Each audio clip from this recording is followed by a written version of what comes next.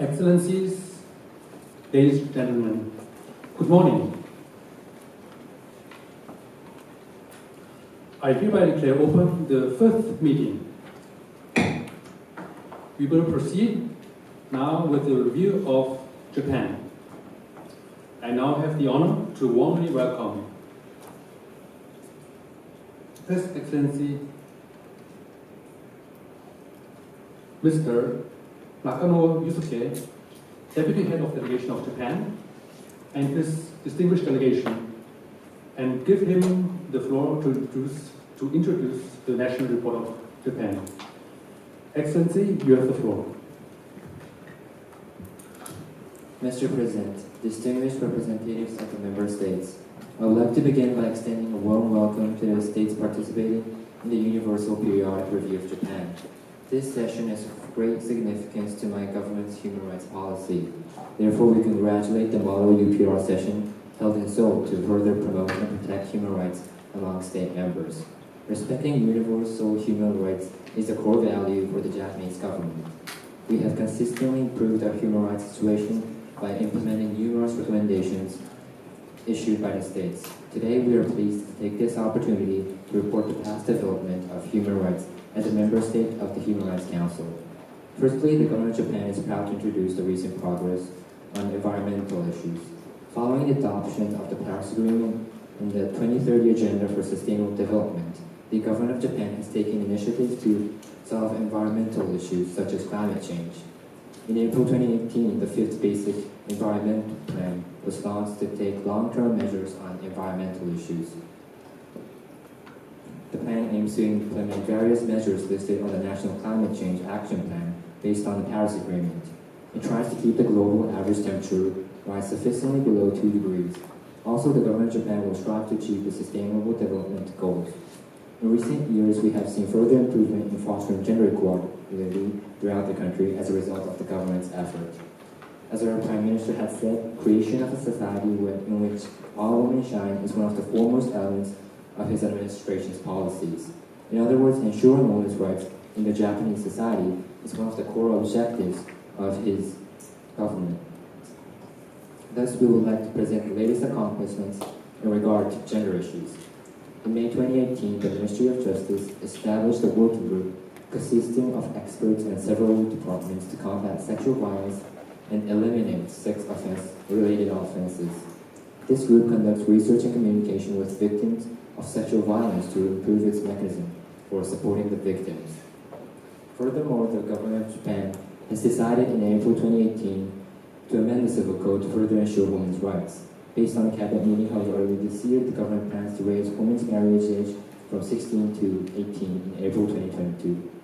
Equally important as eradicating discrimination against gender is the human rights issue regarding people's freedom of opinion and expression. The government of Japan has observed recent achievements to enhance support for minorities. In June 2016, the Act on the Promotion of Efforts to Eliminate Unfair Discriminatory Speech and Behavior Against Persons Originating from Outside Japan was enacted by the National Diet of Japan to combat the current issues regarding hate speech crimes. The government of Japan has taken substantial measures legislative to tackle, prohibit, and prevent the issue related to the freedom of opinion. Regarding the main recommendation to ratify the optional protocol to the Convention Against Torture and Other Cruel, Inhuman, or Degrading Treatment or Punishment, the government of Japan is considering the practical aspects of what inspection and other elements should consist of and how the terms of optional protocol would relate to domestic laws and other. Therefore, we will continue to consider this protocol. Furthermore, the government of Japan has been protecting and promoting children's rights. In February 2018, Japan formally joined the Global Partnership to End Violence Against Children to eliminate abuse, exploitation, trafficking, and torture against children. In detail, Japan commits to a 3 to 5 year domestic plan to eradicate violence against children. Additionally, the government of Japan contributed $5.9 million in the Fund to End Violence Against Children following the 2030 Agenda for Children and Violence Solution Summit held in Sweden. Japan's promotion of human security, especially children, contributes to the elimination of sexual exploitation of children. The government of Japan also places an emphasis on the fight against human trafficking. The Immigration Control, the Ministry of Justice, and the Labor Department provide support to victims of human trafficking by setting advisory desks that offer multilingual translation services for foreign language speakers. Furthermore, Japan is promoting investigation on suspected cases of human trafficking, such as prostitution, child pornography, and illegal employment of foreign nationals. Before we embark on the UPR of Japan, I would like to once again convey our sincere appreciation and gratitude to the participating states. The government of Japan perceives UPR as an endeavor of Japan's human rights work, and the recommendations we will receive is of great importance to further respect human rights in Japan. Thank you, Mr. President. I thank His Excellency Mr. Nakano Yusuke again for the presentation and his presence today with us. We shall now proceed with our interactive dialogue. The first speaker on the list of speakers is the distinguished representative of Indonesia. Excellency, you have the floor. Thank you, Chair. Honorable Chairman, the distinguished delegates. The delegate of Indonesia would like to inquire the delegation of Japan regarding the freedom of expression. According to the 2018 World Press Freedom Index announced by the Reporters Without Borders, Japan marked 67th among 180 states in the world. The Reporters Without Borders announced this index from 2002, and in 2002, Japan marked 11th, but now Japan marked 67th. Does the Japanese government agree that such index does reflect its national level of freedom of opinion and expression? If so, what measures does the Japanese government have that can improve its declined press freedom? Thank you.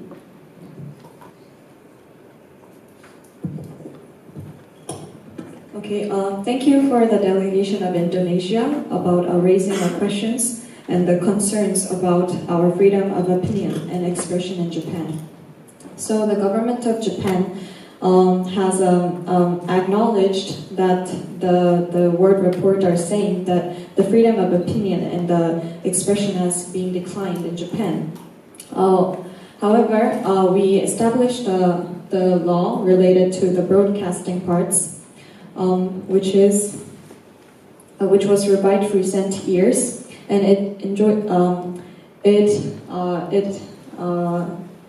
it gives us a right that we seeks to implement a program for the freedom of expression for the publics. The Broadcasting Ethics and Programs Improvement Organizations in Japan, despite the facts that the word reports as saying that our percentage of freedom of expression is declining. However, the Article 3 of the Broadcasting Acts certainly give us advice that we don't regulate the government doesn't regulate it specifically, but accept all the opinions from the different broadcasting programs.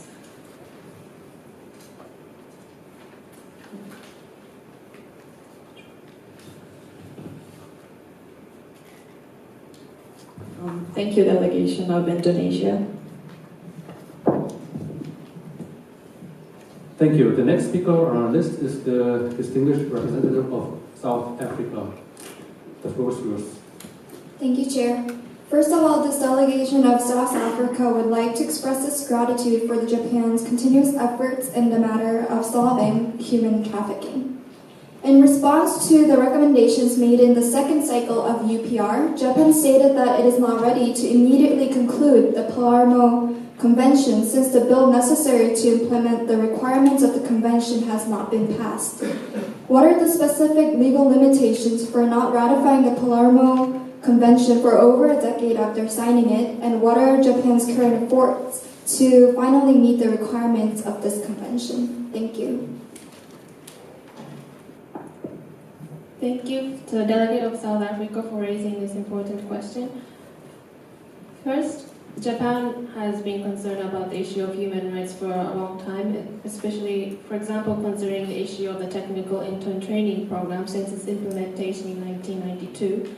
And this issue, Japan acknowledges that this issue causes a lot of borders since this involves nationals from many countries, including China, Vietnam, Cambodia, Malaysia, and Indonesia. The limitations, as this can be shown, that is that due to the nature of, for example, in TITP, is that the original intention of the TITP was to only provide skills for workers, and the workers can go back to their own countries and utilize these skills. So the issue with, for example, in TITP is that it is not a relationship of the normal relationship between employer and employee. It's not an official employee relationship, and it is only a technical intern program. So it has been difficult for Japan to prosecute labor violations. But nonetheless, Japan has been strengthening laws to protect these human trafficking victims. For example, it has acceded to the UN Convention Against Transnational Organized Crime in the 2000 UN TIP protocol in 2014. And overall, Japan has also acceded new reforms laws in TITP. For example, the Act on Proper Technical Intern Training and Protection of Technical Intern Trainees Reform Law that went into effect in 2017, and due to the criticisms published by, for example, United States Department about human trafficking. And due to this, the United States State Department Human Trafficking Report has raised Japan's human trafficking status to Tier 1, an improved position. Thank you for the question. Thank you. The next delegation is the distinguished representative of Australia. You have the floor. Thank you, Chair. To start off, the delegation of Australia would like to express its sincere gratitude towards the delegation of Japan for its continued contributions and efforts towards alleviating the human rights violations of children. In regards to the human rights situation of children in Japan, the Special Rapporteur on the Sale of Children expressed her concern on forced pornography, as the existence of contracts signed under duress hindered the investigation as well as prosecution process. As these contracts prevent the legal rectification of the problem, it is hindering Japan from actualizing any and all of the recommendations that it has previously supported in terms of combating and preventing child prostitution and child pornography. For the sake of sharing best practices, could the delegation of Japan please elaborate upon the efforts that were made to overcome such legal obstacles? Thank you, Honourable Chair, and thank you for the delegation of Australia for raising this question. First of all, we would like to note to all the delegates here in this room that Japan, again, as our head stated, that Japan is currently recognizing the threats that the internet can bring along, including the child prosecution situation that we have in the current state. However, we would like to also state that in 2018, as the Japanese Prime Minister Shinzo Abe has stated, that we are making continuous efforts with the UK to have a joint participation in order to get rid of child violence, including cyber prostitution. And we do admit that currently we have a legal loophole of allowing this certain form of prostitution to be happening. Now, the question here raised was what kind of measures does Japan take in order to alleviate this problem? In the current status quo, the Ministry of Internal Affairs has provided us a certain branch in order to tackle cyberbullying and cyberpornography, and we have further ratified a 6 set of laws in order to prevent certain loopholes that we currently have, and we are further trying to bolster this branch in order to alleviate and eliminate any possibilities of exploitation of the system itself. Thank you for raising the question. Thank you. The next speaker on our list is the distinguished representative of the United States of America. The first list. Thank you, Chair. The delegate of the United States highly commends the government's recent leading role in launching various international initiatives and adopting resolutions into its domestic framework to continue protecting its citizens affected by environmental disasters. Yet, taking into consideration the complexity of relief response to the earthquake and nuclear accidents, this delegate expresses its concern based on the report of the Special Rapporteur. To explain, this delegate notes that the evacuation centers lack an accessible environment for persons with disabilities, women, and for children. Moreover, the lack of appropriate emergency plans have generated much stress resulting in casualties. Taking this into consideration, what methods has the Japanese government taken to create a more accessible and inclusive environment for these vulnerable people? Thank you. So thank you very much for your question. First of all, we would like to say that we continue to acknowledge the fact that tens of thousands of people are still living in temporary accommodation. However, we are making our best efforts to continue to provide the financial assistance to these people who are living in these accommodations. The Japanese government is currently making its best efforts to work with international monitoring mechanisms to ensure that the area that was affected by the nuclear disaster is currently safe to return to, and much of the whole area of decontamination has taken place, rendering we've established through international mechanisms that much of the area has been thoroughly decontaminated and has allowed many people to return to those areas. However, there are still many people who are facing the stigma relating to the nuclear issue and still do not feel that it's unsafe to return to the area. So because of that, considering that many people are still living in a temporary accommodation, the Japanese government would like to continue to provide funding for these people so that they do not have to forcefully go back to where they feel it is unsafe. So we would like to continue to provide funding to ensure that these temporary housing areas are furthermore accessible to people with disabilities and other accessibility issues. So thank you for your question. Thank you. And next is the distinguished representative of Cuba. Excellency, you have the floor. Thank you, Mr. President.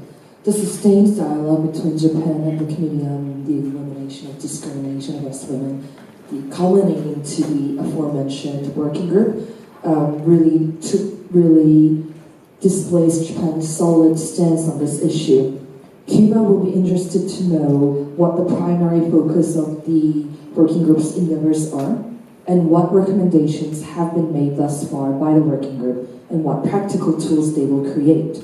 Cuba will also appreciate receiving information on what further measures the government of Japan will, what further measures government of Japan envisages to ensure the complete incorporation of measures outlined in conventions, such as the optional protocol to the Convention on the Elimination of All Forms of Discrimination Against Women, into its constitutional and legislative framework. Thank you.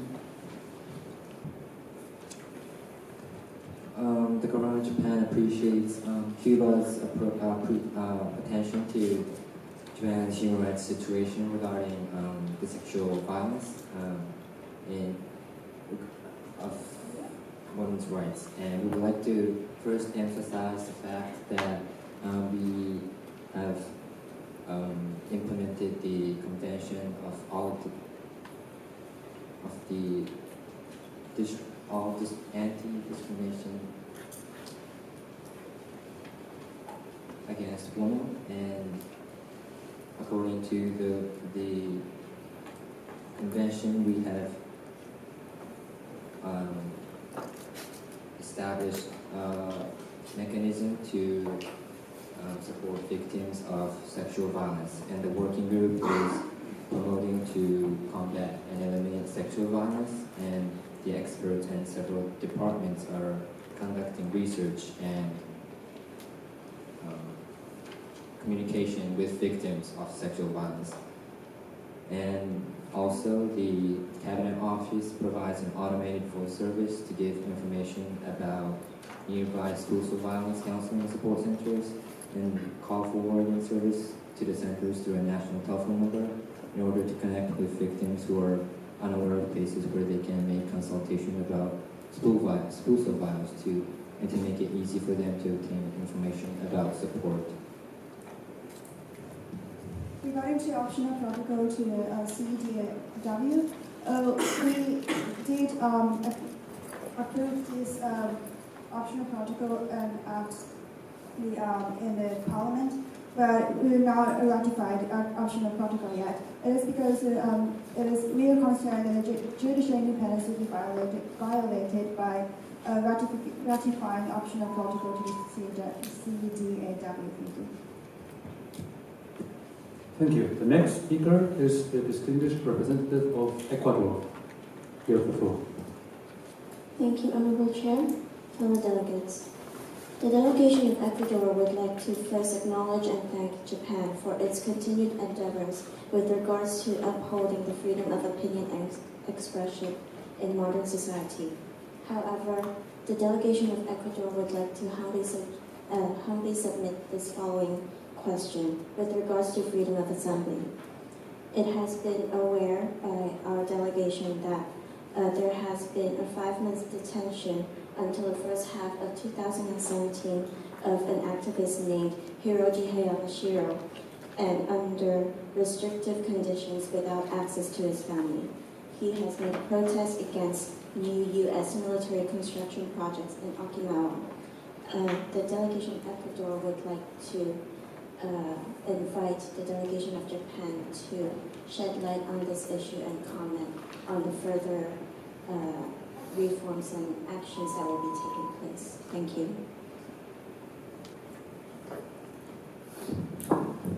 Firstly, thank you, the delegation of Ecuador, for raising this question. The government of Japan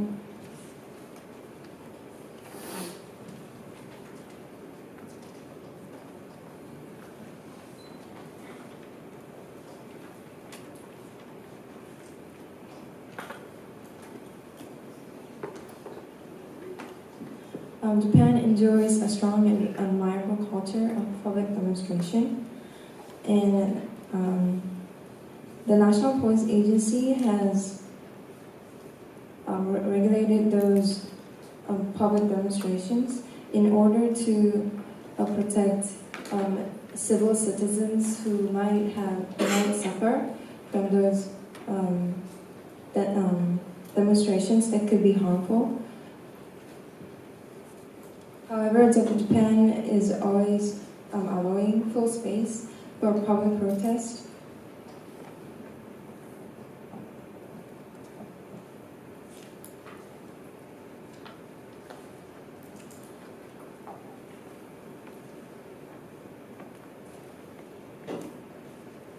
The Japanese government is making sure that national security will provide some restrictions in certain areas for public demonstrations, but we will have a careful review to avoid any inappropriate abuses toward people who are making public demonstrations. Thank you. Thank you. The next is the distinguished representative of the Solomon Islands. You have the floor. Thank you, Mr. President. The delegation of Solomon Islands noted that Japan is promoting investigation on suspected cases of human trafficking, and Haiti Command is avid. In this regard, the delegation of Solomon Islands would like to ask the delegation of Japan to provide more information on its domestic legislative and protection frameworks to combat and prevent human trafficking. Apart from the TITP, the representative from the Ministry of Justice has just mentioned. Thank you. Thank you, delegation of the Solomon Islands, for your question.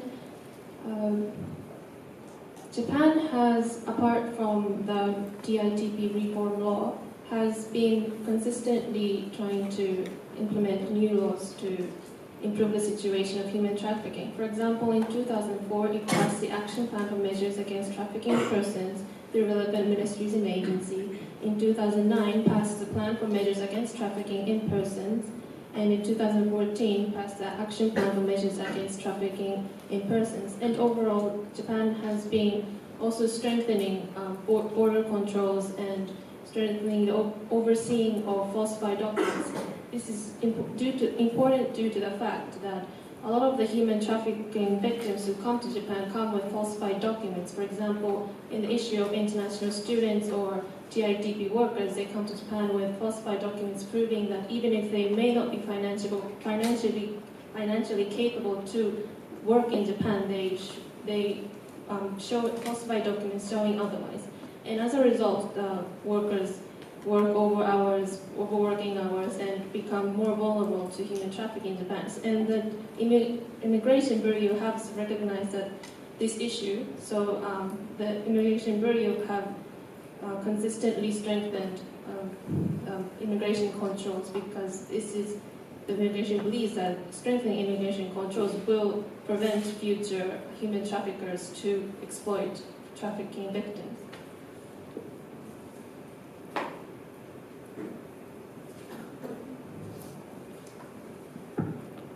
And overall, Japan has been also conducting more strengthening training of investigators. For example, increasing the number of investigators and improving the training of investigations. Thank you.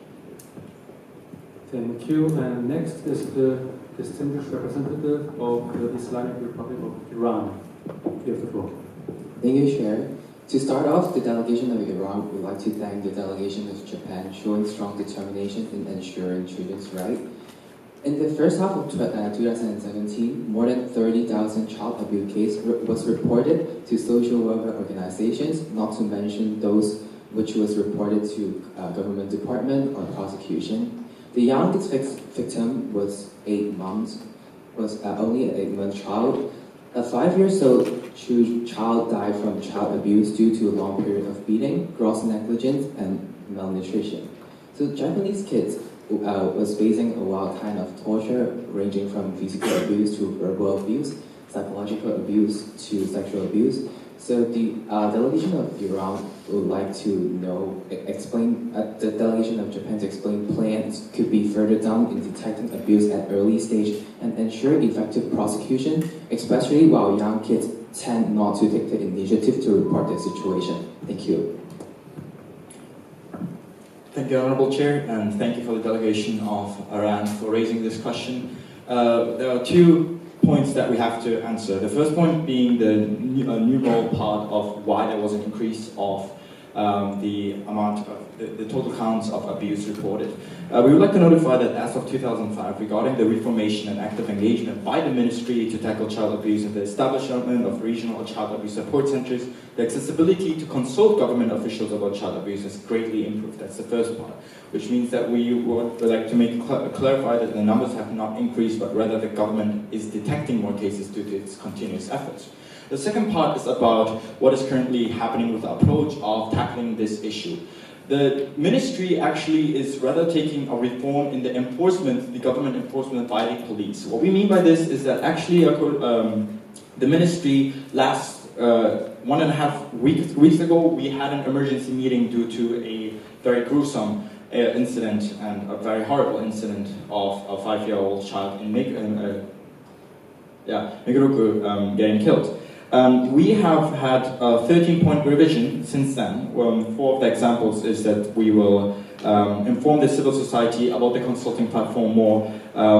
We will instantly remove the child. We will vet and look for the child with the police investigation 48 hours per day, with 48 hours intervals, or to vet and detect and consult children and students who are not attending kindergarten or any school, since they're statistically more vulnerable to abuse, and we will enforce and put more obligation to the regional police to investigate and vet the current situation, especially those who are the most vulnerable to the current status quo. Thank you. Thank you. The next is the distinguished representative of Mongolia. You have the floor. Thank you, Honorable Chair.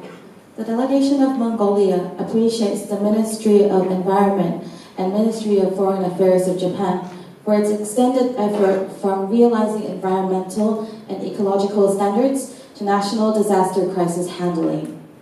The delegation of Mongolia observes that the submitted national report states that the government will strive to achieve the Sustainable Development Goal and would like to invite the delegation of Japan to elaborate on its promotion synergies in implementing the Sustainable Development Goals under the 2030 Agenda in terms of the environment and climate change. Thank you. Thank you for your question. So the Japanese government has implemented many measures to achieve these Sustainable Development Goals. We can split them into two sectors, which is in the domestic arena and in the international arena. So first of all, in terms of development assistance in the international arena, Japan is focusing deeply on providing development assistance to developing countries to increase their capabilities for development using green energy technologies. And particularly, Japan is focusing on technology transfer as one of its main goals because Japan is a technologically advanced country, so we're continuously developing green technologies to transfer to these countries. So actually we have a few main sectors that we're focusing on for technology transfer. So these are sectors such as weather monitoring systems, water supply, disaster readiness, desalination, floods and drought resilience, agricultural production, capacity building, and finally development of renewable energy. So this is the main initiatives that we're undertaking in the international arena. And furthermore, in the domestic arena, we're focusing on the private sector, particularly to meet the SDGs. And we're collaborating deeply with private sectors. By the way, also we're collaborating with private sectors in the international arena.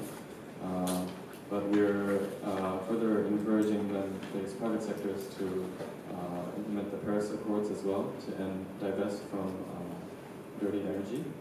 And yes, furthermore, the most recent targets set out in 2015, we seek to have renewable sources of energy account for around 22 to 24% of energy, and nuclear from 20 to 22% of energy production by the fiscal year of 2030.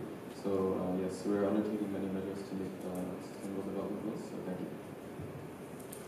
Thank you. The next speaker is the distinguished representative of the Russian Federation. You have the floor.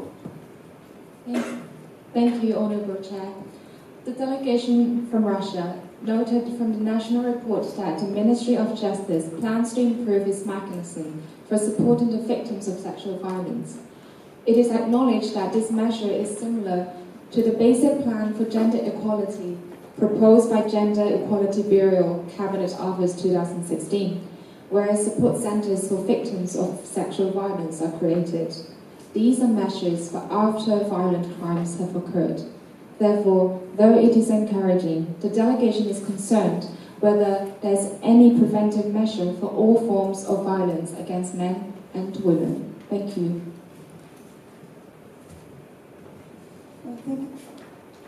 Thank you for asking questions to the Russian delegation. The government of Japan acknowledged that there are serious violations of human rights in women, and especially sexual violence is one of the serious problems. And also, in terms of sexual violence, government of Japan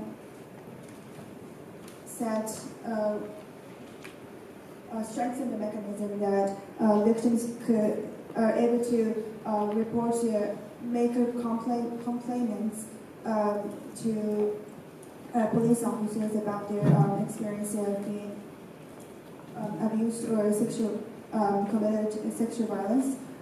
Specifically, we set more one-stop centers so that victims are able to have more access to gain support and complaint. And in terms of all forms of violence against women, and also we revised the penal code last year. Then in the amended penal code, not only women but also men were included in the penal code as victims, and also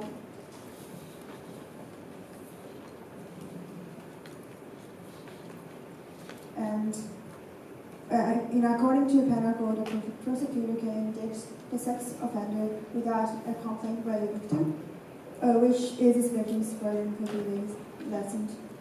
Thank you. Thank you. We will move on to the next, which is the distinguished representative of Jordan. You have the floor. Oh, thank you. Japanese media is reported to be biased and often publishes articles in favor of the Japanese government, such as in the case of anti-whaling protests and activities in Japan. It is also reported that the media in favor of anti-whaling have been pre-screened. The freedom of expression in journalism is concerned, and the delegation of Jordan would like to ask Japanese government on preventive measures. Thank you. Thank you for the question, the delegation of Jordan. First, I would like to remark on the article of the Constitution of Japan guarantees the freedom of speech, press, and all other forms of expression and prohibits censorship. That guarantee, which aligns with Article 19 of the International Covenant on Civil and Political Rights, which Japan ratified in 1979.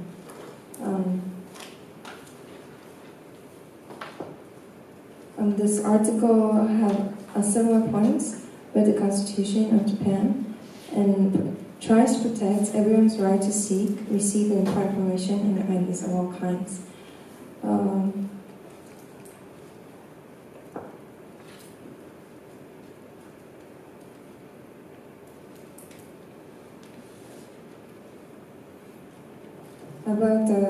About your question, in response to your question,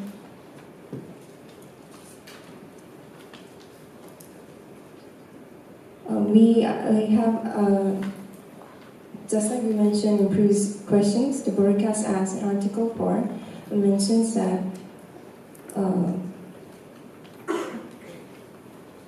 the editing in other matters related to broadcast programs in domestic broadcasting must be politically fair, and the reporting must not distort the facts, and must clarify the points at issue from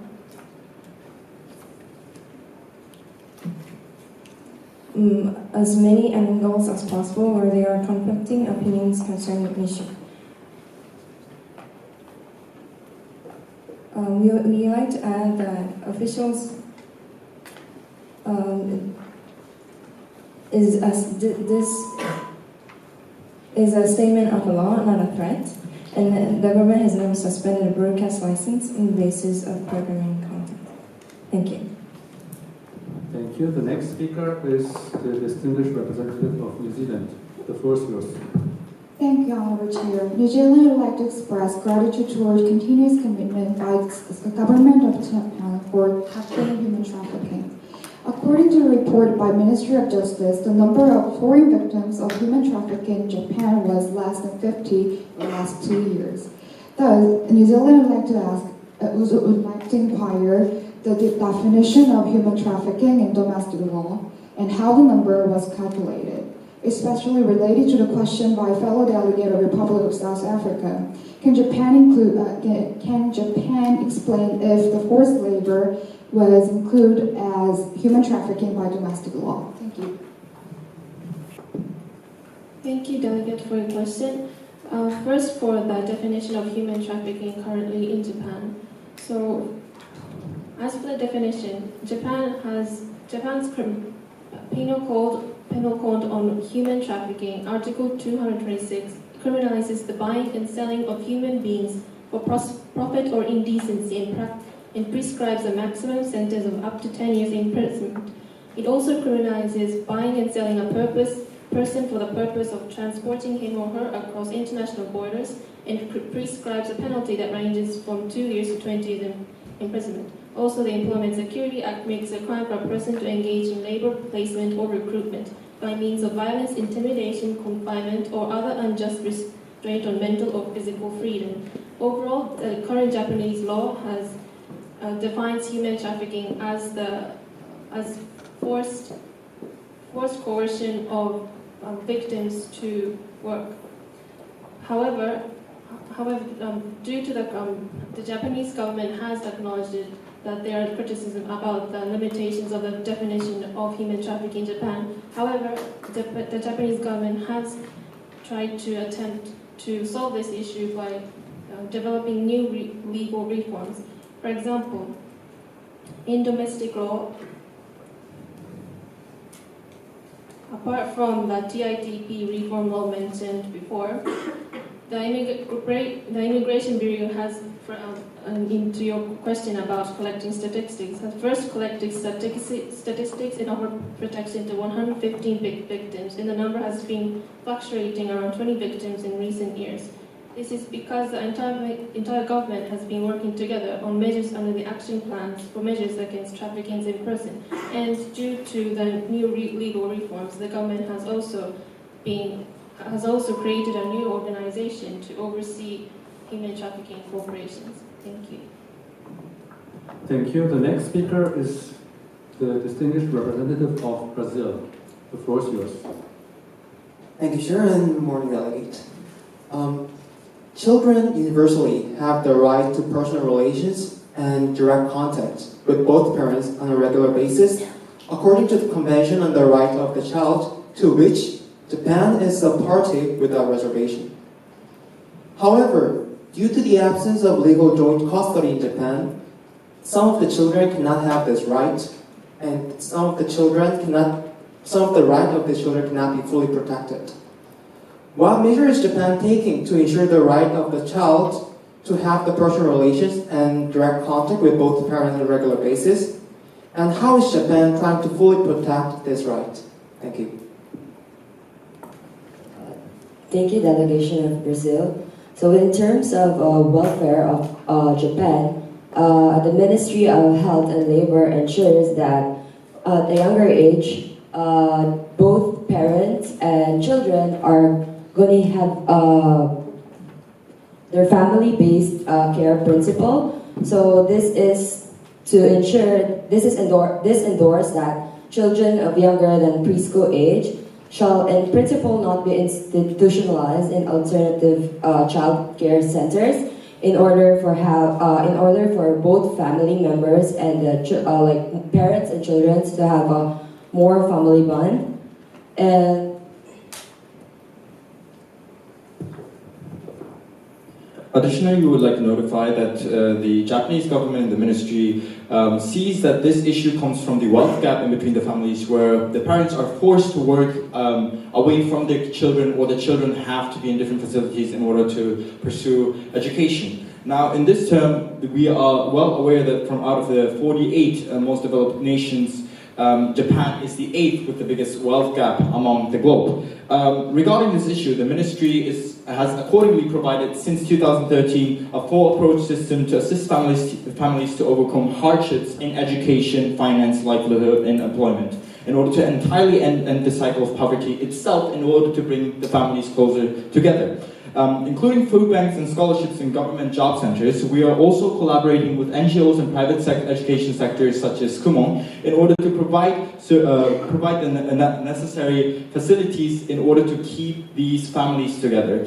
Additionally, we would also like to state that this branch is established to tackle child poverty, including the separation of the parents and children, with 8 provisions to lawfully assure the intent to keep these families together. And simultaneously, the cycle of being a victim of the birth lottery itself. Thank you for raising this discussion. Thank you. The next speaker on our list is the distinguished representative of Vietnam. The floor is yours. Thank you, Mr. President, and thank you to the Honorable Delegation of Japan for being here. Could the delegation outline the current situation regarding the aftereffects of the Fukushima incident and the steps being taken to prevent this scale of damage from happening again? Thank you. Thank you to the delegation of Vietnam for your question. So I will outline the steps that the Japanese government has taken in the aftermath of the disaster. So first of all, I would like to focus on the decontamination efforts. First of all, in the nuclear reactor itself, we're we have a roadmap for the removal of fuel rods from the 3 reactors. So this is scheduled to be, the final step of this is scheduled to start in 2023. So as with many of the processes relating to the aftermath of a disaster, it's taking a long time due to multiple factors. Furthermore, as mentioned previously, we still have the temporary accommodation set up, and tens of thousands of people are still living there. And furthermore, the measures to hold TEPCO, the company who owned the reactor, accountable are proceeding, albeit somewhat slowly. However, this year we have prosecuted the first 5 members of the company to hold them accountable for their mistakes in the disaster. Yes. And furthermore, the decontamination is proceeding with the long-term goal to reduce the additional amount of annual use. And furthermore, we are focusing on this through multiple measures, including with international monitoring bodies. And yes, at the end of March 2017, much of the areas that were affected were largely decontaminated, and many people are moving back to the affected areas. However, we do acknowledge that there are continued issues with this, especially with the return of people to these areas. So thank you for your question, and we would like to furthermore collaborate with international bodies to ensure that this procedure in the aftermath continues smoothly. Thank you. The next speaker is the distinguished representative of Ichi. The floor is yours. Thank you, Mr. President. We sure all of the delegates know about the Me Too movement. However, the movement had little influence in Japan. According to statistics released by the UN Institute for Drugs and Crime in 2013, there were approximately 6 to 8 cases of sexual violence per 100,000 people. However, the statistics should not be taken as it is.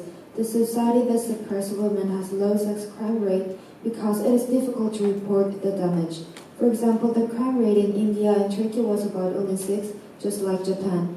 On the other hand, Sweden, which is known to have high levels of human rights, topped the list with about 187 people. In the national report, you said Japan created a working group for the victims, and we would like to ask you about your specific plan to change the society that the victims could report their damage. Thank you. Firstly, I'd like to thank Delegation Fizzy to raise the question about sexual crime in Japan. We acknowledge that in Japan, victims are hardly, or sometimes victims hesitate to report and make a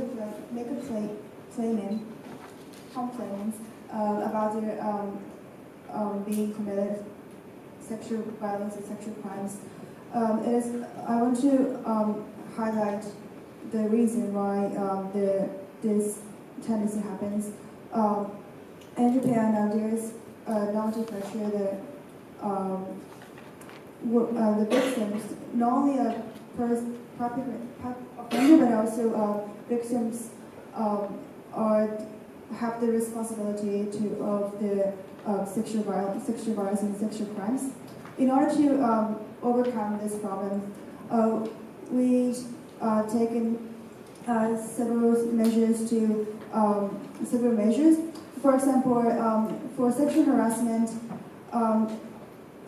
in case of the sexual harassment happens, we have the Equal Employment Opportunity Act, and in this act, in a case that sexual harassment happens, employers must take measures to protect victims, punish perpetrators, and prevent sexual harassment. And if the employers do not take enough measures, the name of the company will be published as the punishment. And also, this victims, men, included as the victims.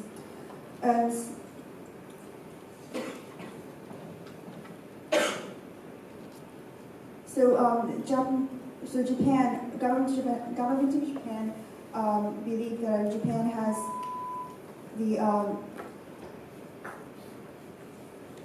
the system to punish the sexual harassment and also offenders. But we would like to continue making efforts to strengthen the system that victims are able to report their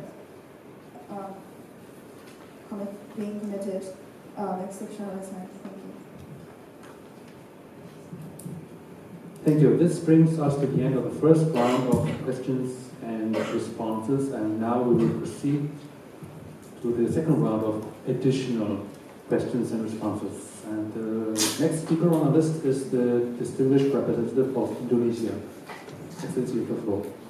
Thank you, Honorable Chair and Delegation of Japan, for your continued efforts on protecting and promoting human rights.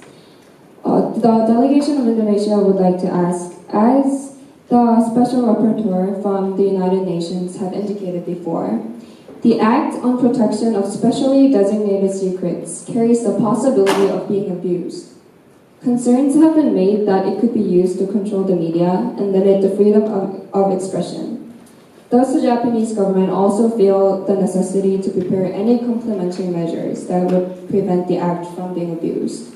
What measures does the Japanese government have that can guarantee the Act would designate only the information that would jeopardize the national security if published? Thank you. Thank you for Indonesia to giving raising questions about the specially designated secrets acts in Japan and its concerns about the freedom of expression and opinion. So in Japan, every government must ensure the protection of information vital to national security and public safety, while also providing the mechanisms to guarantee the rights to access to information. And the Japanese law, including the mechanisms to protect the public's right to know, including the Act on Access to Information held by the administration of organs. However, as you mentioned, the specially designated secrets acts goes kind of further than necessary in protecting information from disclosure, putting in peril the public's right to know in areas of immense public interest, such as national security and disaster preparedness. However, the government of Japan is implementing the secrets or preconditions for the classifications and divide which information should be delivered or not, and that has 4 specific categories, and it is defense, diplomacy, and prevention of specified harmful activities, and finally the prevention of terrorist activities. And those criteria is maybe designated as secret due to the monitoring by the government and also the Broadcasting Act officials. So this is regarded as an issue in Japan, but Japanese government is trying hard and giving an effort to make it clear which information to be delivered to the public and to keep and protect the human rights and also the national security. Thank you. Yes, I recognize Indonesia again. You have the floor. Thank you, Honorable Chair. This delegation of Indonesia would like to show the concern that there has been, with all due respect, there has been some regression in the freedom of expression in the media in Japan. But this delegation of Indonesia believes that Japan, as a pioneer of the democracy in not only East Asia but the whole Asia, Japan would do better and better in the future in order to promote the democracy and the freedom of expression. Thank you. Thank you. The next speaker is the distinguished representative of South Africa. The floor is yours. Thank you, Honorable Chair. Japan has stated that it established a new interagency that can track child sex trafficking and help eliminate the JK business. However, according to the 2018 Trafficking in Persons report by the U.S. Department of State, Japan was criticized for meeting only the minimum standards, including measures for JK business. Therefore, the delegate Republic of South Africa would like to know what kind of measures Japan is taking specifically to get rid of the JK business and any statistical evidence that can prove its effectiveness. Thank you.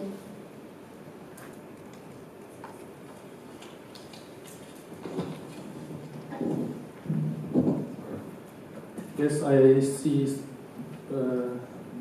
someone has a question. Please go ahead. Did you said any of the members? Does that include everyone? I mean the designated Sorry. team. Any of the member of those team. Thank you.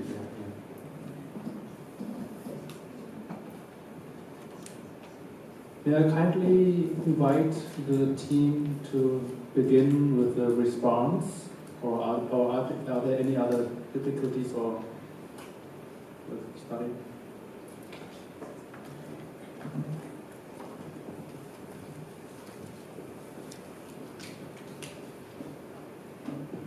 Thank you, delegation, for the question, and we apologize for the delay. So, in overall, in regards to the JK business, the Japanese government has strengthened the overseeing of businesses that controls the JK business. For example, with new legal reforms, the Japanese government has required business owners to publish more reports on working hours or any characteristics that could possibly violate the Labor Standards Act.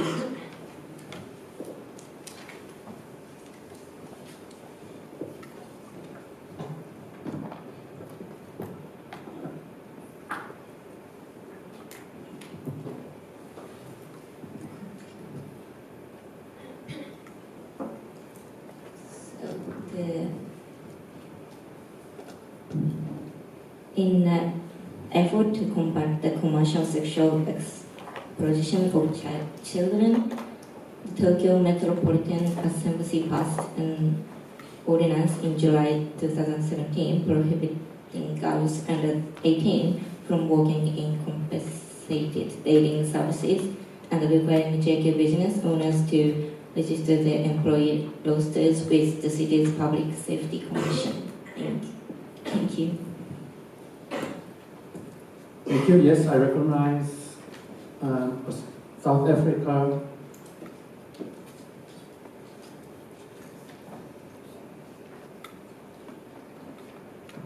Yes, South Africa again.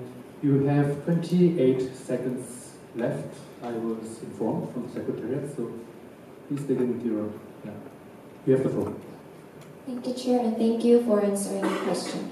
Acknowledging the seriousness of human trafficking, South Africa is also putting a lot of effort to protect the victims, strengthen the investigation, and prevent further crimes through public awareness raising activities.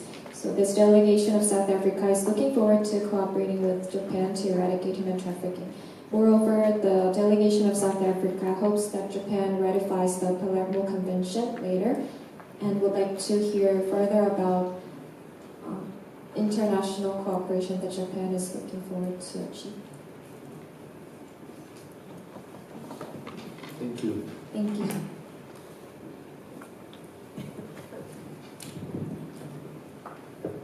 The delegation of Japan would like to thank the delegation of South Africa for this comment.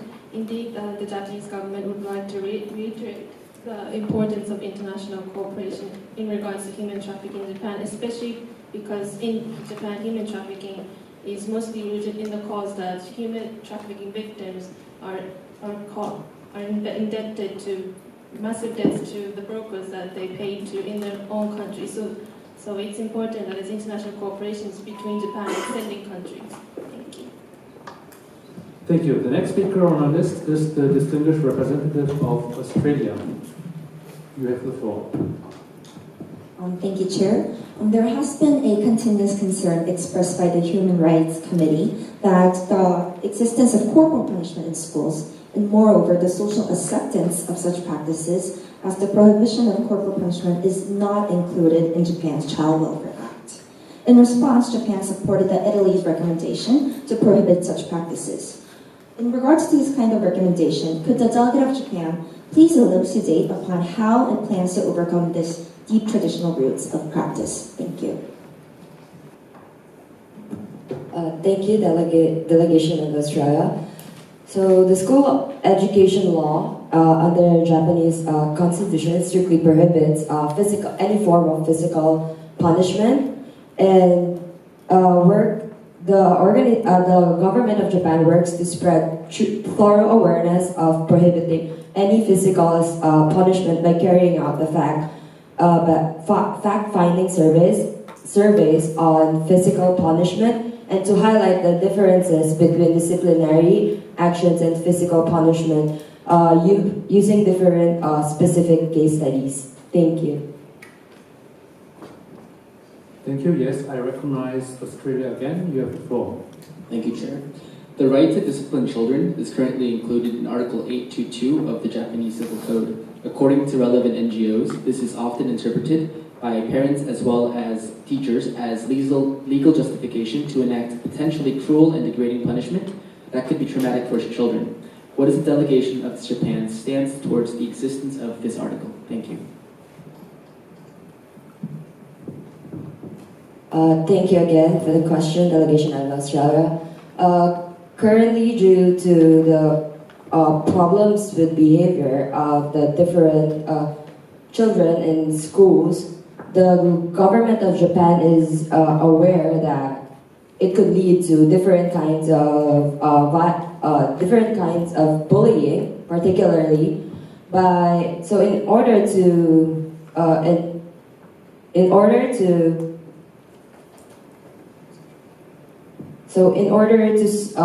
stop any forms of bullying, the government of Japan wants to promote moral education, sufficient hands-on experience activities, and different preventive measures and counseling systems. Also, collaboration between related organizations with regards to the different issues. Regarding the point of making a blurry line in between whether or not it's disciplinary and if it's physical abuse, there are regional law established, for example, in Chiba Prefecture, where in the Penal Code of 822 there is a development depending on the prefecture itself, whether or not the child itself can determine whether or not it was to do disciplinary purposes, and there are actually vetting systems of making questionnaires within classes to have a more objective view, not from the teachers, but more from the student sides of whether or not it was physically for physical punishment or rather for disciplinary purposes. Thank you. Thank you. Then I will move on to the next speaker, which is the distinguished representative of the United States. You have the floor.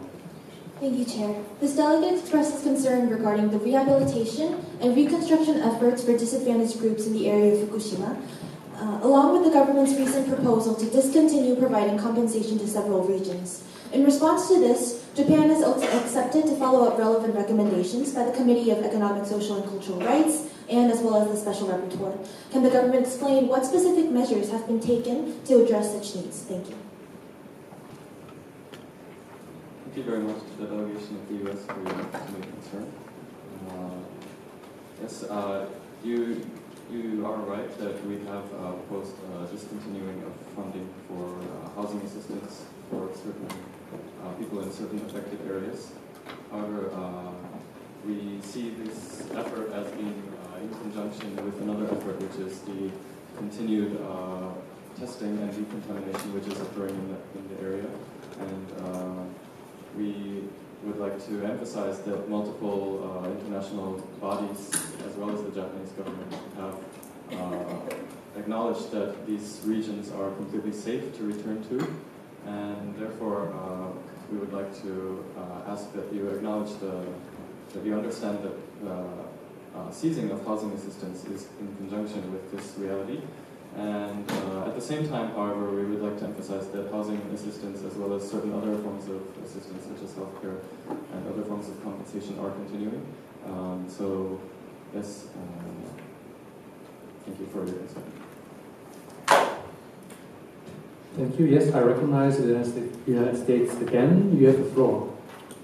Thank you, Chair. The delegate acknowledges the response coming from the government. However, it expresses concern regarding the policies returning the evacuees to their contaminated homes with above 1 millisievert per year radiation, especially in the Namiya and Itate regions. How has the dissemination of information regarding radiation levels, precaution methods, as well as continuous compensation been provided to these citizens? Thank you. Yes, thank you for your concern once again. The national government does have a long-term goal to reduce the additional annual dose to 1 millisievert or less through these comprehensive measures. However, there have been regions that still have not met this goal, and the issue has been that people still do not feel that it's safe. However, they do not have the financial means to return to those areas. So we would like to acknowledge your recommendation that we should continue providing the financial assistance, because we see this mainly as an economic issue, and we can divorce the economic issue from the scientific issue.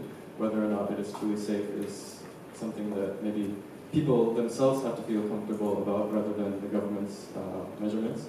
So thus we would like to continue the financial assistance. Thank you. Thank you. I recognize the United States. Again, please be reminded you have 8 seconds left. You have the floor. This delegation encourages Japan to distribute disaster-relevant information to its citizens, as well as for the government to reduce its acceptable additional annual exposure level in accord with the international standard. Thank you. Thank you. The next speaker on our list is the distinguished representative of Cuba. You have the floor. Thank you, Mr. President. We welcome Japan's acceptance of the recommendations to amend its civil code and raise the legal age of marriage for women, and sincerely hope to see this plan come to fruition. Could Japan please elaborate on how it intends to continue its efforts in the advancement of promotion and protections of women's rights, not only in civil society, but also in the public sector, including law enforcement agencies and public servants? Thank you. Thank you for Cuba's sincere concerns regarding the lack of representation in public sectors. And we would like to first highlight the fact that in May 2018, the government of Japan passed a law to encourage female candidates to stand for elections.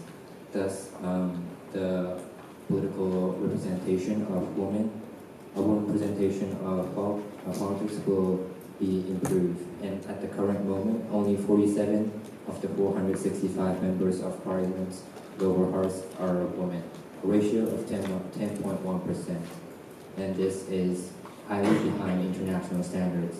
Therefore, we placed an emphasis on enhancing especially women's political representation.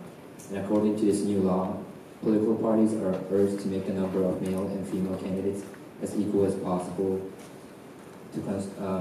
and are encouraged to set targets for gender parity. And this law aims to construct an environment where both women and men can demonstrate their full potential in the political field. And other than the political field, the government would visualize current situations of women's participation in other sectors and raise awareness activities as well to enhance the women's empowerment. Thank you. Thank you. Yes, I recognize Cuba again. You have the floor.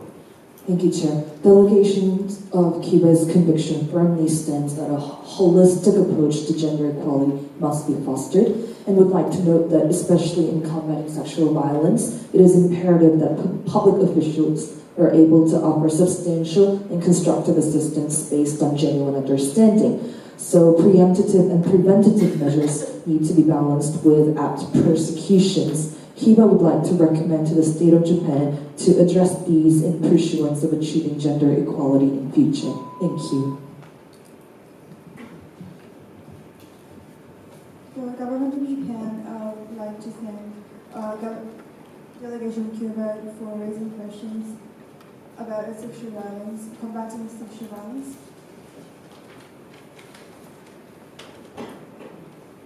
Currently in Japan, in order to combat sexual violence and also strengthen the report system, as we mentioned in the national report, we revised penal code, and also we have some laws to criminalize sexual violence in order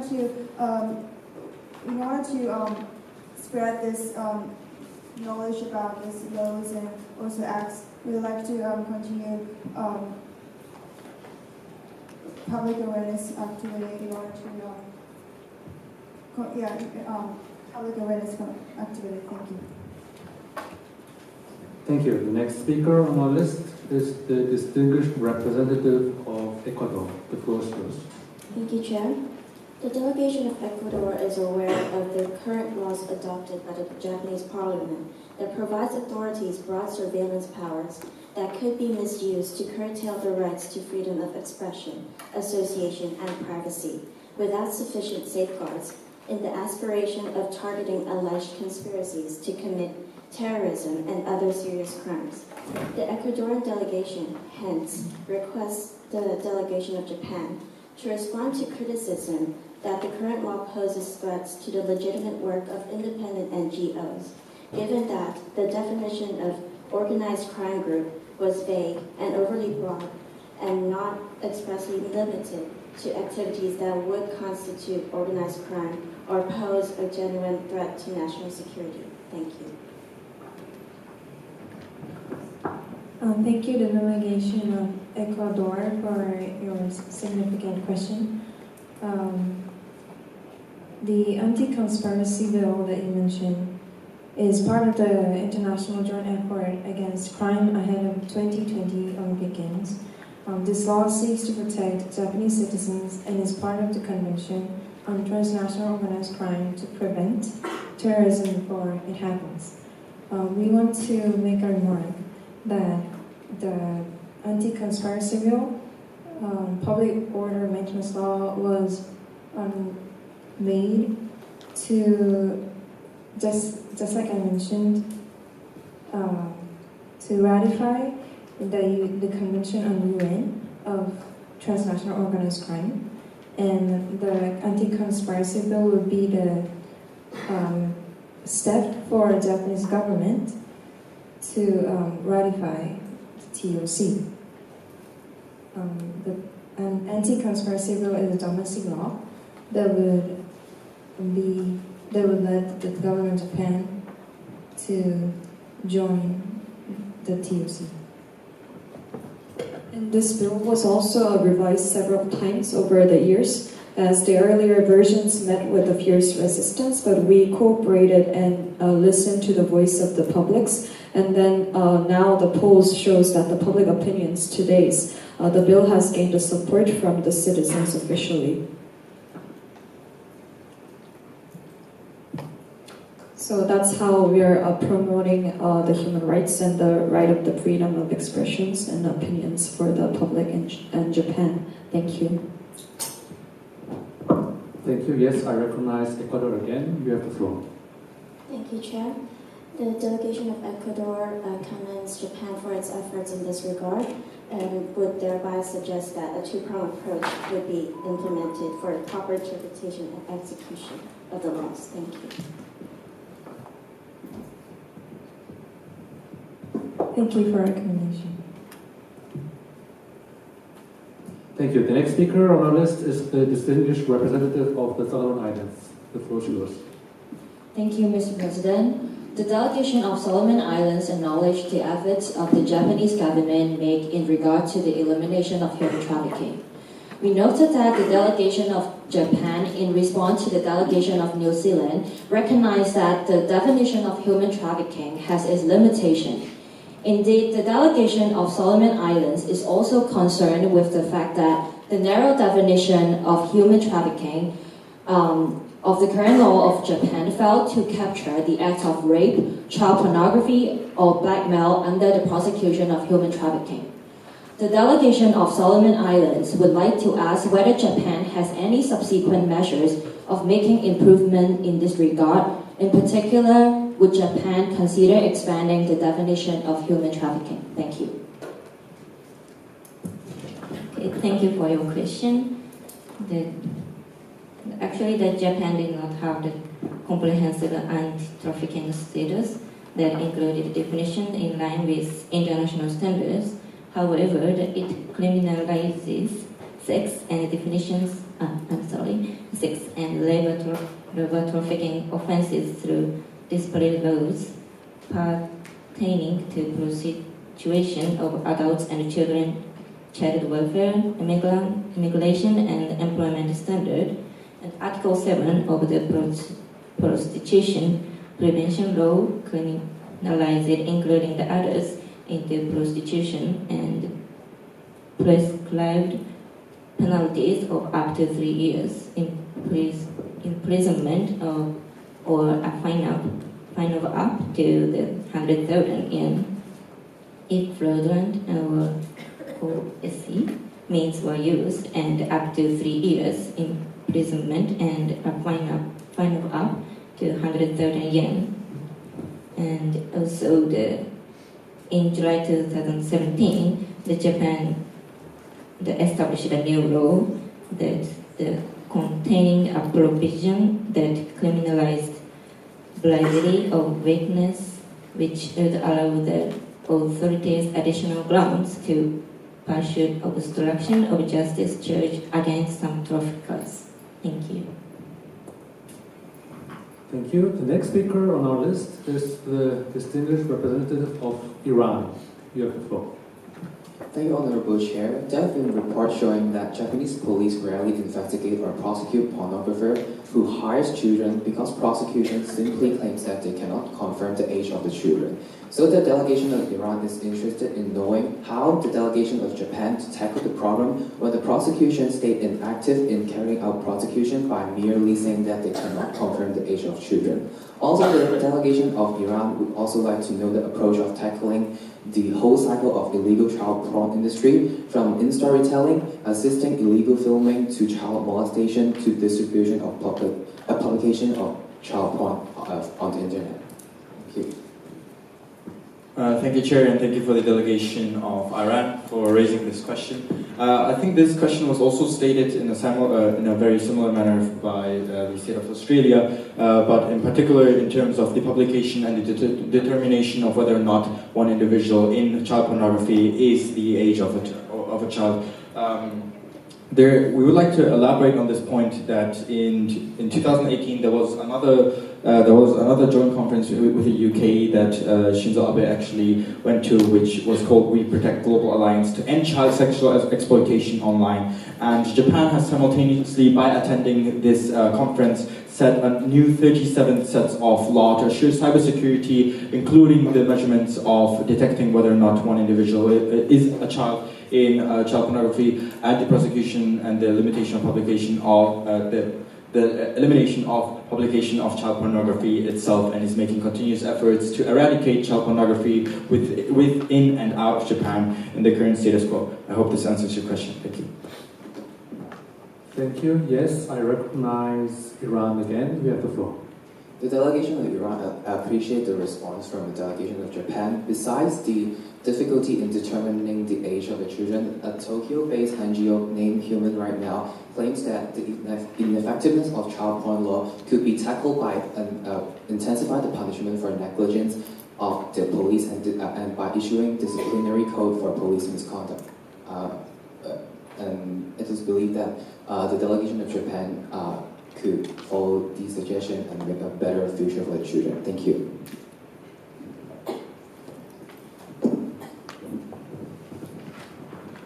Thank you for the recommendation, delegation of Iran. Currently, the police are strengthening their crackdown on sexual exploitation crimes against children, including child pornography. Within the government official, in addition, in order to eradicate child pornography, the police are implementing policies to stop the distribution and access to child pornography images through rapid deletion orders to site administrators, and while cooperating closely with related authorities and organizations, seek to eliminate child pornography. Thank you. Thank you. The next is the distinguished representative of Mongolia. You have the floor. Thank you. The delegation of Mongolia would like to follow up on previous dialogue. We applaud Japan's effort on a state level to implement SDG goals and acknowledge the state's effort in working with private sectors and international bodies. We wish to further inquire your efforts made regarding private sectors. With the rise of international businesses, lots of environmental violations are caused by transnational companies. According to the United Nations Guiding Principles on Business Human Rights, states are obliged to work with companies to remedy such violations. Has Japan adopted any measures or mechanisms to work with companies in remedifying such impacts to the environment? Thank you. Thank you for your question. Yes, we have many measures in place to increase cooperation with the private sector. First of all, we would like to mention that our long-term goal is 80% reduction of greenhouse gas emissions by 2050 compared to the 1990 level. And given that private sector plays a large role in Japan's economy, we have to work a lot with them to achieve this goal. In terms of the domestic economy, we have certain plans that we plan to implement. These are three main plans. One is the domestic emissions trading scheme, which we are in the planning stages of. The second is the tax for addressing climate change, so this would be in the form of a carbon tax. And finally is the feed-in tariff to encourage individuals to increase renewable energy production. Furthermore, although it hasn't been implemented yet on a national level, the city of Tokyo has already implemented emissions trading scheme. Furthermore, yes, in order to align our policies with the Paris Agreement, we have worked closely with the large companies to encourage them to divest from, especially from large power projects abroad. We do acknowledge that many of our companies are exporting coal technology abroad, but this is in conjunction with our belief that development is also necessary to ensure access to a clean environment. So, and furthermore, with our focus on technology, we're implementing cleaner coal technologies and exporting them abroad. So thank you very much. Thank you. Yes, I recognize Mongolia again. You have the floor. Thank you. Mongolia appreciates Japan's efforts on resolving environmental problems. We recommend Japan place more awareness on companies' violations and invite Japan to collaborate on implementing SDG goals with regard to environmental protection in line with our long-existing relationship. Thank you.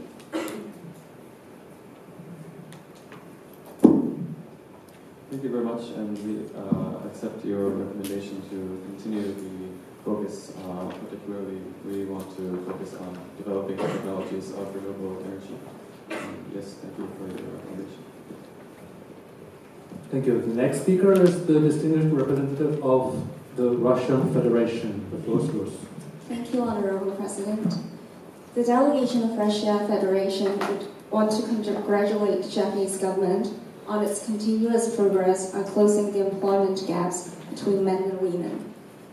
However, despite the moderate increase of women in power, the proportion of women in decision-making process still remains low, and in most fields, the target of 30% by 2020 set by the government has yet to be achieved. As admitted by the Gender Equality Bureau Cabinet Office, the delegation is interested to know details as to the reason of hindrance and wishes the delegation to elaborate on any plans to facilitate meeting the target in the future. Thank you. Thank you for Russia's sincere concerns regarding employment gap among between men and women. So, as you said before, we have established a goal to raise women participation of 30% until 2022, and we have, in fact, we take credit for adding about 1 million women to the workforce since 2012. So in this 6 years, we have added 1 million women, and we would like to continue its effort in promoting women's empowerment in every phase of society, such as politics, employment, and education, so that more women would be able to take leadership position in society. And the government will also proactively encourage companies to provide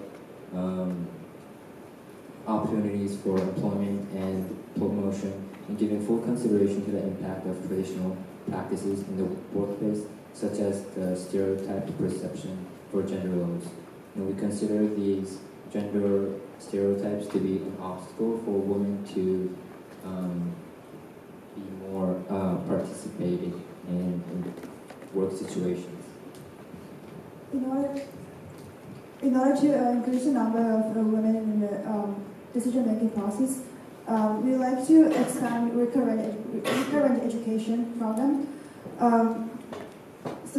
Specifically, this program is government of Japan encouraged universities to provide practical short-term education programs so that women, including retired women, also female entrepreneurs, and also women who seek jobs, and to get higher position and workplace. Thank you. Thank you. I recognize Russia again. You have the floor. In regard to the first round of advanced question, the delegation would like to recommend the Japanese government to strengthen their preventive measures for all forms of violent crime on all genders. We wish Japanese government all success. Thank you. Thank you. The next speaker on our list is the distinguished representative of Jordan. The floor is yours. Thank you.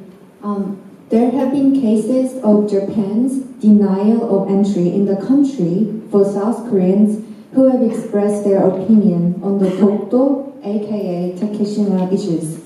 For example, singer Lee Seung-chul had been denied entry in Japan and sent back home in 2014 after his performance on Dokdo.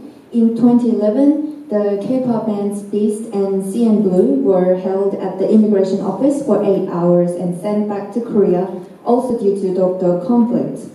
In 2012, actor Song Il-guk was prohibited from entering Japan after he participated in a swimming event to Dokdo.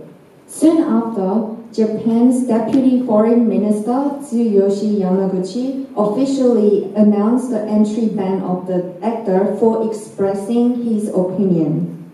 The government interference with freedom of opinion and expression are concerned, and what are the measures to prevent similar incidents from occurring? Thank you.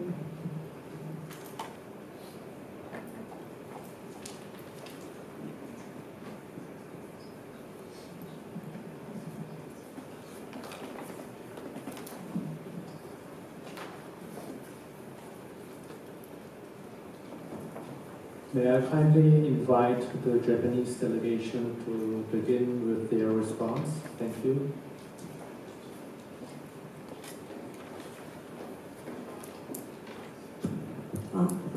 Thank you for raising your concerns about this issue to the delegation of Jordan. As a government of Japan, it is a critical issue that we are somehow banning people who express their opinions about the Takeshima issue or Dokdo issue and ban them to entry to Japan. However, the Constitution of Japan, it clearly states in the Article 19 and 19 that the freedom of thoughts and conscience shall not be violated, and we, at some extent, that we admit that this freedom of expression and opinion should be guaranteed by all people. However, to protect the national security and the public opinions of the people, in some circumstances, Japan had regulations for that, and we are keenly reviewing the process of letting people in and go out of Japan. It's related to the political issues and social relations between those countries. So we cannot really specify it. However, we will look forward to the better conditions and the special procedures.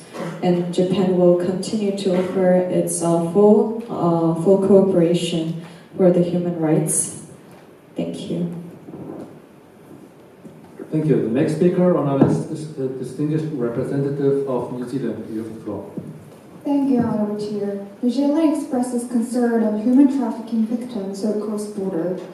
So, can the government of Japan explain if there are plans underway to cooperate with other Asian countries where most foreign human trafficking victims come from? And how is the support system for victims and if they are deported to their home countries? Thank you. Thank you, Delegate, for your question. As for the cooperation with other countries, the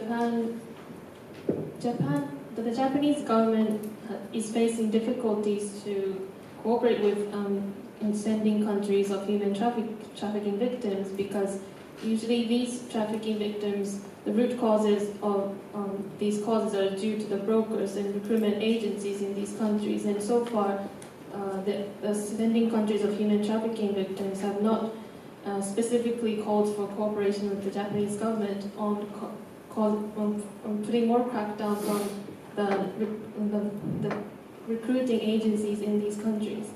But the Japanese government thus far is trying to call for more cooperation with sending countries to crack down on these recruitment agencies. As for the support system, the Japanese government has recently passed new acts to increase the support for human trafficking victims, such as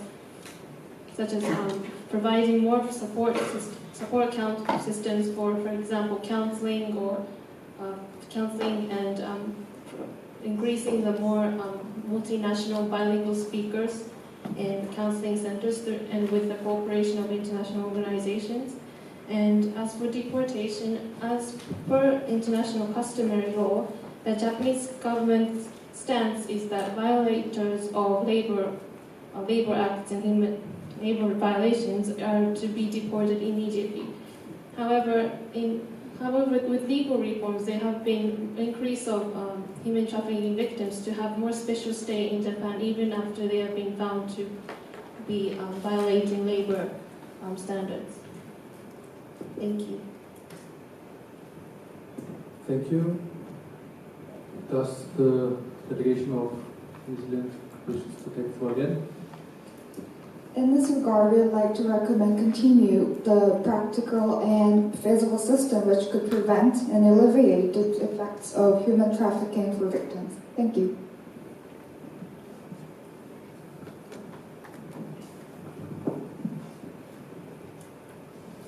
The Japanese government would like to thank the delegation of New Zealand for this comment. And the Japanese government would like to call for countries in Asia, for example, Vietnam and Cambodia, to cooperate. Thank you. Thank you. The next speaker on our list is the distinguished representative of Brazil. You have the floor. Thank you, Honorable Chair. The increasing economic inequality poses new challenges to ensure the prevention of child poverty. Especially children in single-parent families are vulnerable risk group, and the delegation would like to know which measures Japan is taking to prevent child poverty. Thank you.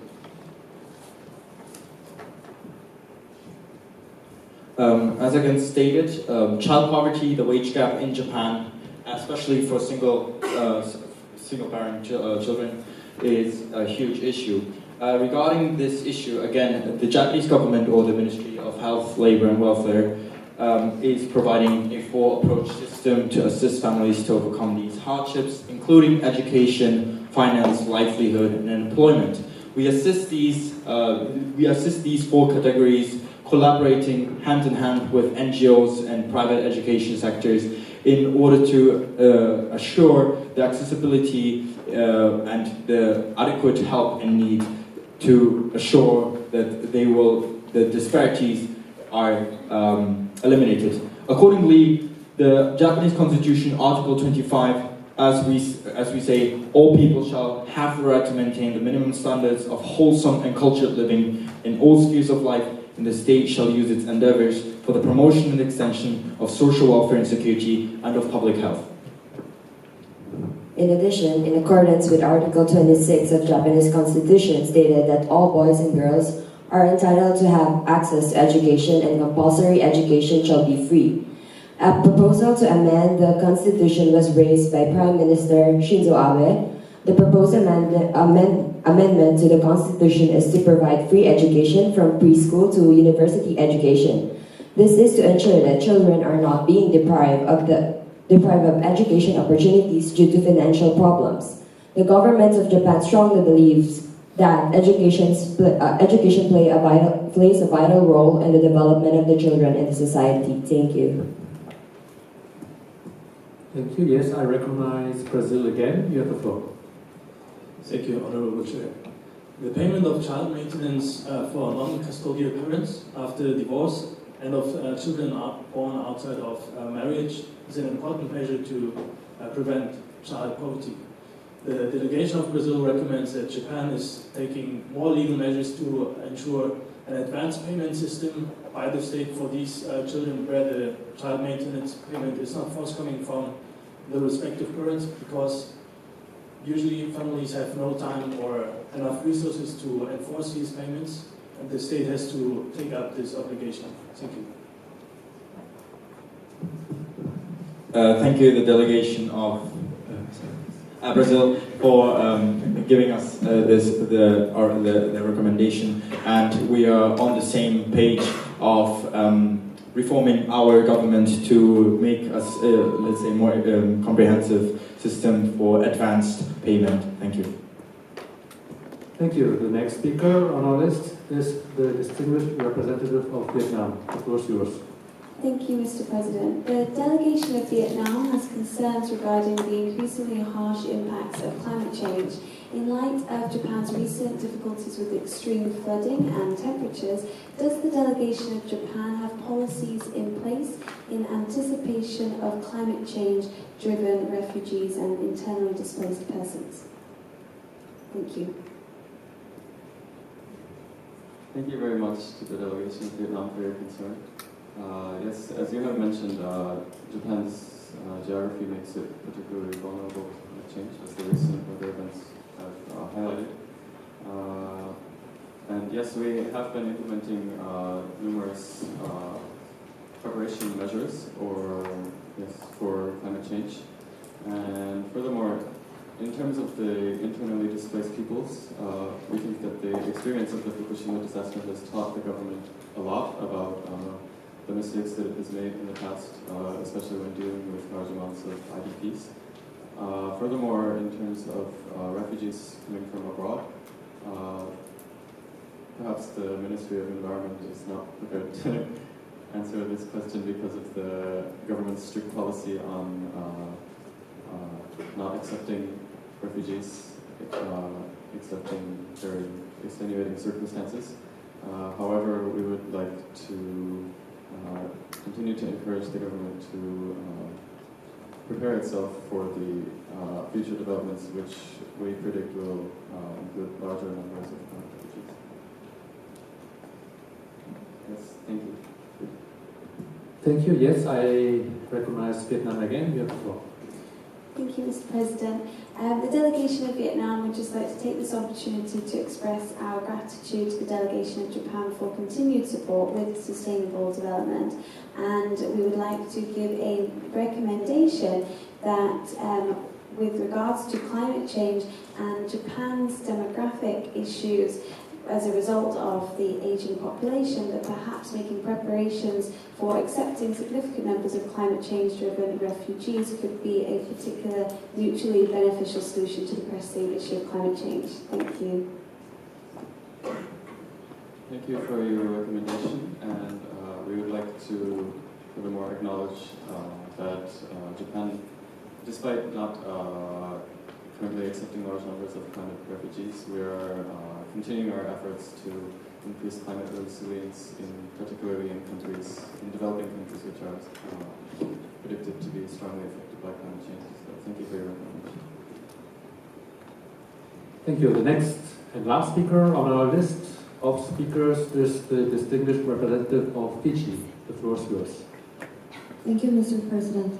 Delegation of Fiji thanks to the previous answers about political and employment gap in Japan. However, Fiji concerns about economic gap in Japan. According to the 2017 OECD report of gender equality, there are divisions of labor in Japan. For example, Japan women are doing more than 3/4 of housework, which is unpaid, and men spend most of their time at work. According to Gender Pay Gap of OECD report in 2015, there is a 25% differences in salary between men and women. The delegations of Fiji would like to ask you what efforts the Japanese government is making to resolve this economic inequality. Thank you. Firstly, we would like to thank Delegation Fiji for raising the question about economic gap and gender inequality. As a response to the question,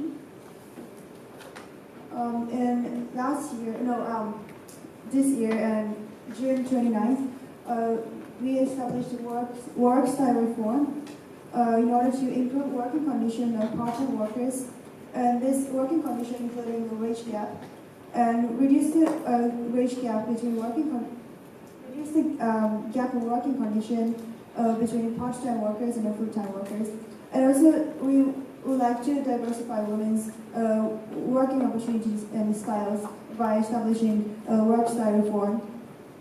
Since 74% of part-time workers are women, so this work style reform should improve gender wage gap. And also, we already mentioned to Russian delegation, we would like to expand recurrent education in order to empower women, and also women can get education in order to get higher position in company and also organization, so that this recurrent education shall improve, minimize the gender wage gap.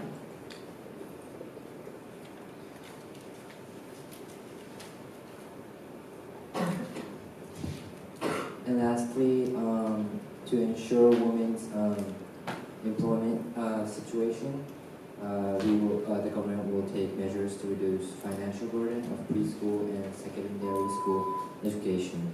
Thank you. Thank you. Ladies and gentlemen, this was the last speaker on our list. This brings us to the end of the interactive dialogue, and this concludes the review of Japan.